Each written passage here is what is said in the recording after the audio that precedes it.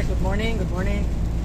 Buhay truck driver sa Europa guys. Medyo maulan ngayon.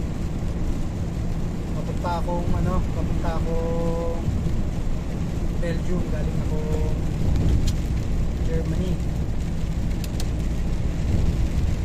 Kakanta ako na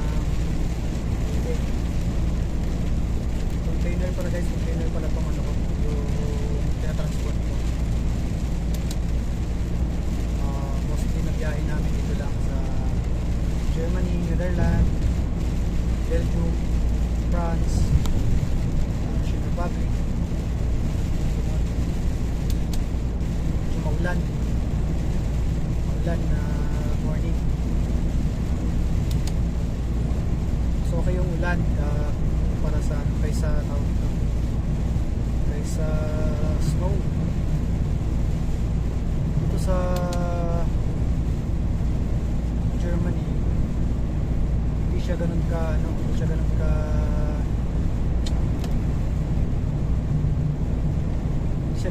mag-snow, hindi siya katulad sa Poland. Galing ng Poland.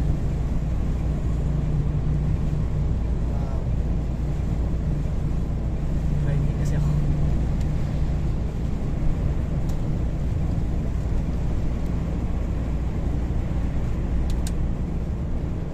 Hindi pa masyadong nag-snow rito. Siguro after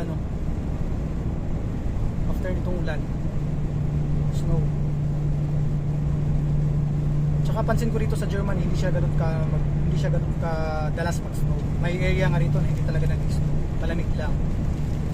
Ngayon, I think 10 degrees Celsius ano naman yan. Tapos sa madaling araw, mga 4, 2.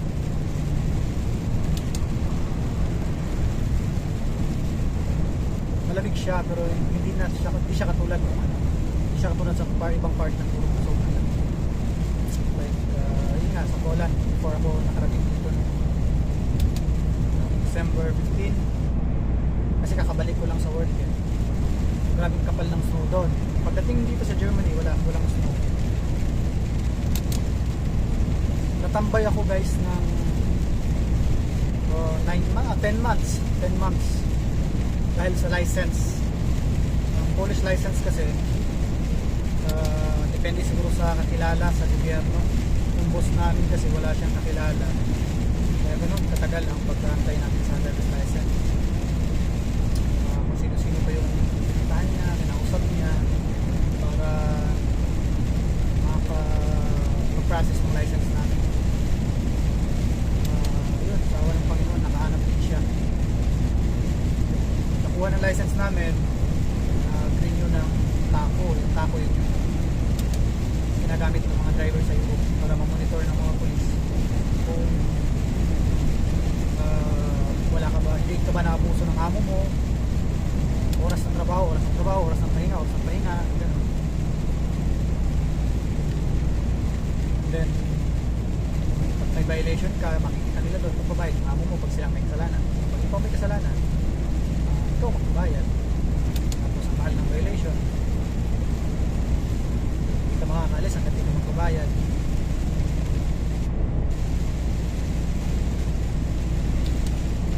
Pick up ako ng container na empty sa Germany, kakargahan sa Germany ng customer, and then drop ko siya sa, depende, minsan sa Belgium, minsan sa Netherlands, minsan sa Germany lang din, mga port.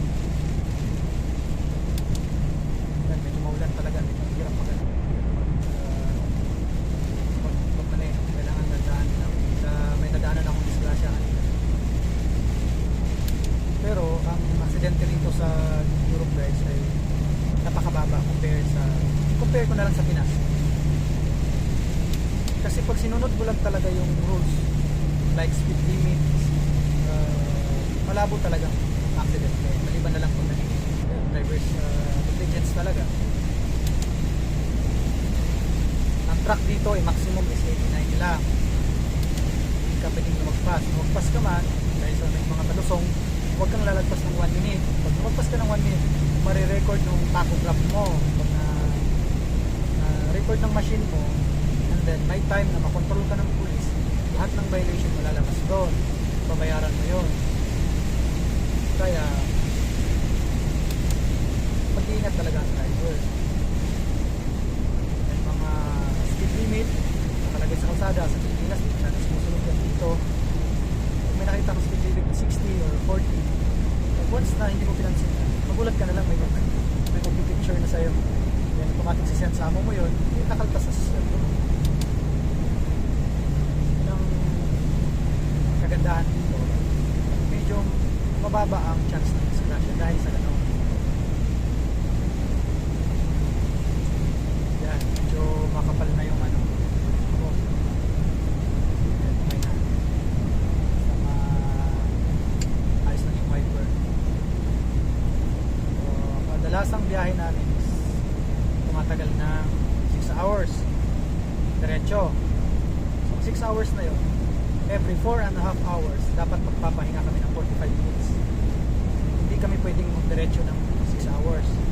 4.5 hours dapat mag-stop kami to rest 45 minutes. Ang tachograph mo ay magsisignal sa'yo na you need to rest na, hindi ka pwedeng dumiretso. Pag diniretso mo, pinilit mo yon, violation yon. Yun nga, gaya na sabi ko, pag once na pinilit mo, ma-check ng police, may police control. Hindi naman palaging may police control, pero magtatagal yun sa machine mo na record 1 month.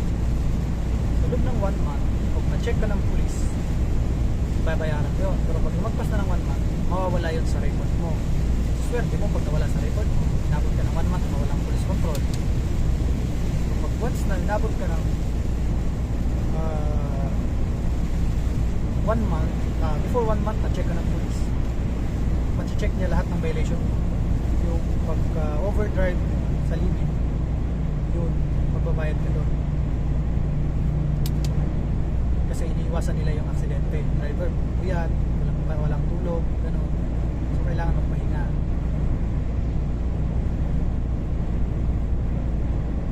Yun ang kagandahan. Pero ang disadvantage naman sa gano'n, hindi na tawag disadvantage. Ang nakaka-stress pala, nakaka-stress na part is yung gabi. Kasi sa whole day, 9 hours lang ang driving ng mga driver sa whole day. So 4.5 sa umaga, 4.5 sa hapon, kung tuloy-tuloy ang biyahe mo. Pagdating ng 9 hours, maubos na yung 9 hours, dapat maghanap ka na ng parking.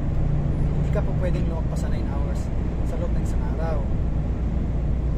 Ngayon, pagdating ng hapon, halos lahat ng parking sa Europa puno. 40-footer ang dalang truck, container, plus yung truck mo na makahaba. Ang hirap maghanap ng parking.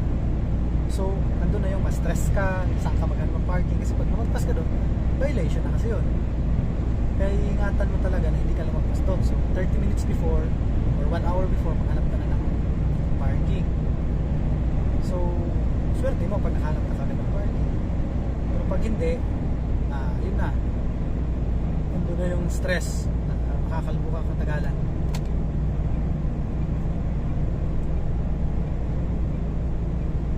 Yan, layo pala. Yun ang kagandahan din dito. Hindi maiwasan ang magkamali ka sa daan, kasi nga hindi naman natin lugar to, tsaka may part sa once ka palang nakadaan, first time mong dumaan, gano'n. Navigation na sinusundan mo, hindi mo 100% yan. Minsan tinutulong niya is diretso, yun pala may pa right turn pala yan, nakapwesto ka sa right turn na lane. So andun ka na, mabulaga ka, yung right turn pala to. Pag nagsignal ka ng left, kahit pabawal na yung pagsisignal mo ng left, alanganin na.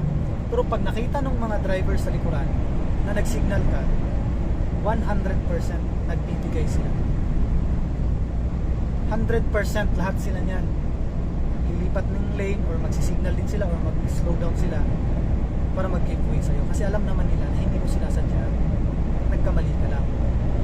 Not same sa Pilipinas, pag once na nagbigay ka ng ganong signal, lalo ka pa lang itin-itin.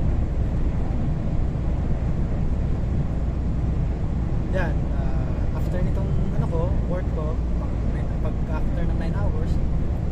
Pahinga na, rest. Tanong nila saan daw natutulog ng mga driver sa loob ng truck. Meron pa kaming bed sa likod. Actually, double bed yan eh. Kasi sa co-driver dapat yung isa. Pero wala kaming co-driver dito. Solo driving kami. Yan sa nagluluto. Pag ganitong winter, sa loob ng truck kasi sobrang lamig sa labas at may mahangin. May rice cooker ako. Tapos meron kaming kalan na maliit, yung butane, pagluto sa ulam. Tapos may maliit kaming ref. Hindi naman siya nag-ice talaga kasi hanggang positive 2 lang naman yung kaya niya. Kaya ang gagawin ko, ang ginagawa ko, niluluto ko na yung karne, and then tsaka ko i-ref. So nagtatagal siya ng mga 1 week. Kunyari, 4 na putahe or 3 putahe. Everyday, paparihit ka na lang. Pagod ka na, yung rice cooker, medyo nakakabawa siya naman kasi habang natakbo yung truck, gusto mong luto ng kanin. Yan. Naka-inverter mo yan, naka-connect siya sa battery ng truck. Medyo nakakainip lang guys. Walang yung isa lang ako kaya pinakausap ng sarili.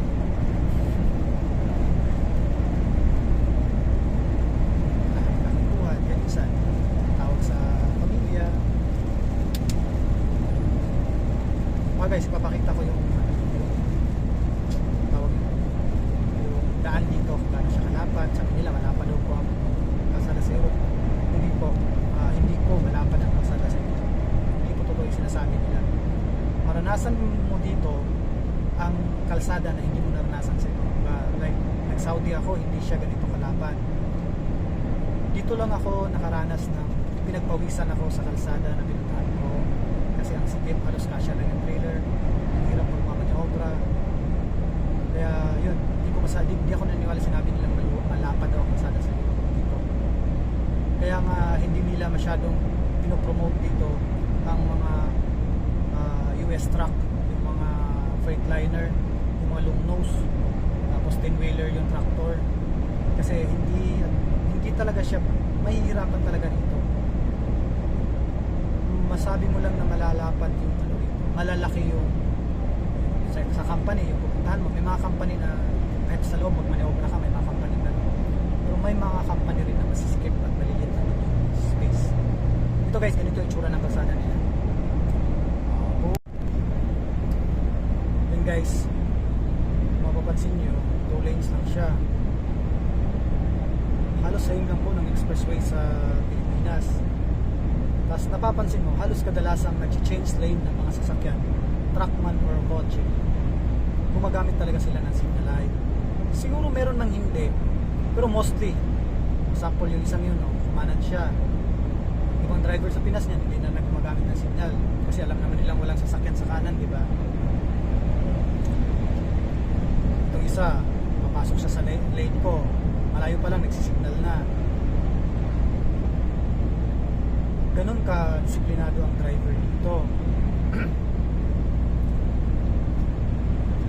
Speed limit, mas mataas ng konti compare sa atin. Sa atin kasi sa expressway is 100. Sa mga expressway rito, mostly is 120. 120 kilometers per hour. And then, sa mga truck naman, sabi nila wala daw bayad. No, may bayad po ang mga expressway dito. Maliban na lang sa mga kotse. Sa mga truck meron po. Wala pong makikitang harang, walang makikitang nangongolekta sa part na to. Belgium, Netherlands, Germany. Pero sa France meron, at saka sa Poland. Czech Republic wala rin. Meron silang machine na ginagamit na automatic nagko-collect na siya, nakakonect na siya sa card ng mga amo.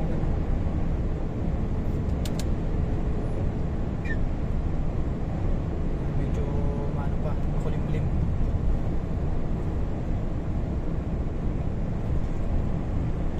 May ano pa ako, 1 hour and 4 minutes papunta sa destination ko.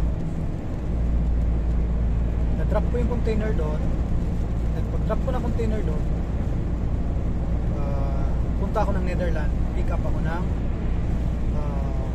container na may laman. And then, back to Germany na naman ako para bukas hindi diskarga na naman.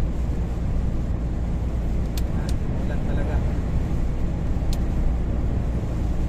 Belgium guys, hindi rin siya ganun ka ano, hindi rin siya ganun ka kapal mag-snow. Medyo ano lang ito dito pag nag-snow na mild lang. Yung ano naman, about naman sa salita nila, ang hirap matutunan kasi ang Germany ibang salita. Ngayon, dahil cross-border kami, pagdating namin ng Belgium, iba na naman ang salita. Pagdating namin ng France, iba na naman ang salita. Pagdating ng Czech Republic, iba na naman ang salita. Netherlands, iba naman. Ang kagandahan naman sa Netherlands, maraming magaling mag-English. Halos ano doon, di ko alam ilang percent ang marunong mag-English. Kahit dito sa Belgium, pero hindi siya ganun karami.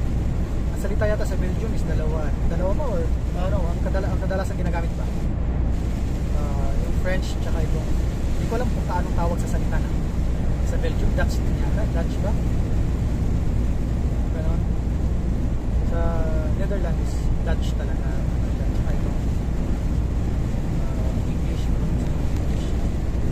kasi mostly na company na nanaman ko, English yung pinakausap, okay naman. Yan, nadulas yung daan pagka ganyan.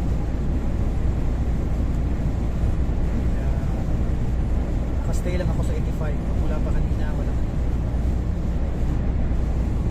Yun ang kagandahan pag na speed limit. Kahit sabihin natin, napakalayo ng biyahe namin. 85 lang, pero para sa amin, okay na siya. And then about traffic naman guys, sabi nila kung hindi daw matraffic sa iyo, no, nagkakamali po kayo. At hindi rin po mag-traffic lang po. Pero ang kaibahan po, hindi katulad sa EDSA na hanggat may nakitang butas, pinapasok. Dito, pag sinabing traffic, pag sinabing line talaga yan. Wala akong sumisingit basta-basta. Sa mga truck, may mga gumagawa ng ganon. May mga gumagawa ng ganon. Eh, siguro sa kanila na yun. Pero sa amin talaga, sample sa akin, never ko talagang ginagawa yun. Pag nakapila sila, so lahat-lahat tayo matatagalan. Hindi yung gusto mong mauna. Pagdating doon, sisingitan mo kami. Ang bastos ng ano ba. Kaya hindi namin ginagawa yun. Kasi ayaw namin gawin nila sa amin. Pero di maiwasan, lalo na yung may mga percentage sa kilometer. Mamadali yung mga yun. Alert na ng video ko what happened. Makita.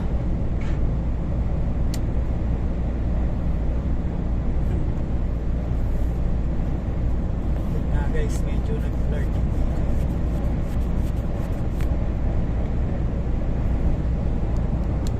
Yan. Medyo okay na siya.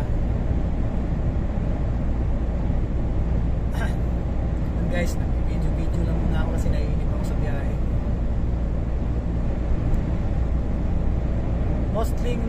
Mostly na mga truck na ginagamit dito guys, DAF, MAN, Volvo, Renault,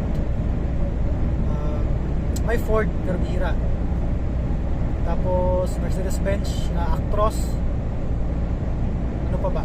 Yun lang ang na ano ko, medyo familiar sa akin.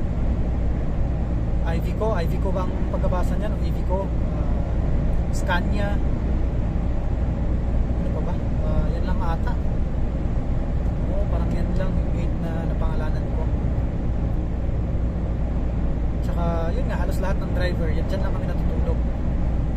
Nagtatanong ko kayo kung saan kami nagsi-CR. Yun, wala pong CR ang mga truck namin. Pag once na sumakit ang tiyan mo biglaan, hinto ka na sa mga gas station. And then alam mo naman sa katawan mo kung everyday ka ba nagsi-CR. So pag may oras ka pa sa driving mo, maghanap ka na ng parking na may CR. Kasi hindi naman po lahat ng parking dito ay may CR. Kasi may mga parking dito na may maliliit, walang mga CR.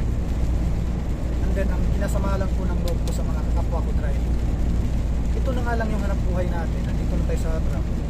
Pag may mga palikuran na pang publiko, hindi pa nila inaalagaan. Like, ang ganda ang linis nung gabi, gumamit ako ng CR. Pagbalik mo ng madaling araw na mag-CR ka ulit, ang dumi na, hindi na nag-flush, basta ang dungis na, which is nakakaano, diba? Nakakawala ng ano. Hindi ko bakit ganun yung ibang driver. Yun lang muna guys, update na lang ako pag sakaling biyaya ko sa ibang area. Ito sa Belgium na pala to guys, nakapasok na ako ng Belgium. Nagtatanong sila kung ano daw po itsura ng mga border dito. Ang border po dito ay wala pong harang.